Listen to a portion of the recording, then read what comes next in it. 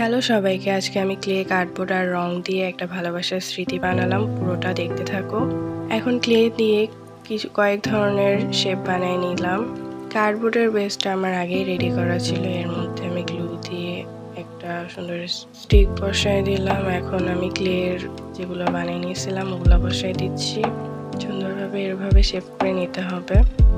এখানে আসলে আমি দুটা কাপল, এটা আমি আমার বিবাহিত ফ্রেন্ডকে গিফট করার জন্য বানাইছি, একটা কাপল সেট আর কি।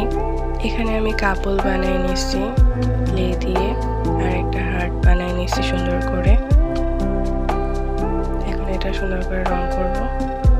একটা আমি রেড কালার করছি যেটা ফিমেল, আর একটা ব্লু যেটা মেল।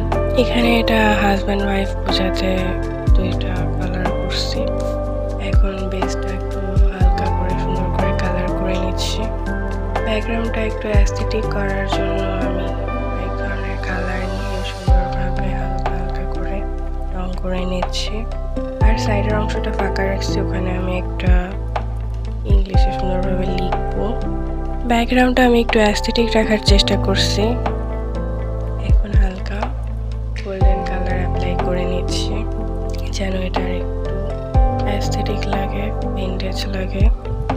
আমি সাইডে লিখে দিচ্ছি, এটা আরেকটু সুন্দর করে লিখে নিচ্ছি। লাস্টে রেড কালার দিয়ে ভালোভাবে লিখে নিলাম। এই তো হয়ে গেল আমার এটা। তোমাদের কেমন লাগলো কমেন্টে জানাও। তোমাদের স্পেশাল মানুষকে ট্যাগ করো যাকে তুমি এটা বানিয়ে দিতে চাও। আরও সহজ এরকম DIY এর জন্য চ্যানেলটা সাবস্ক্রাইব করে রেখো।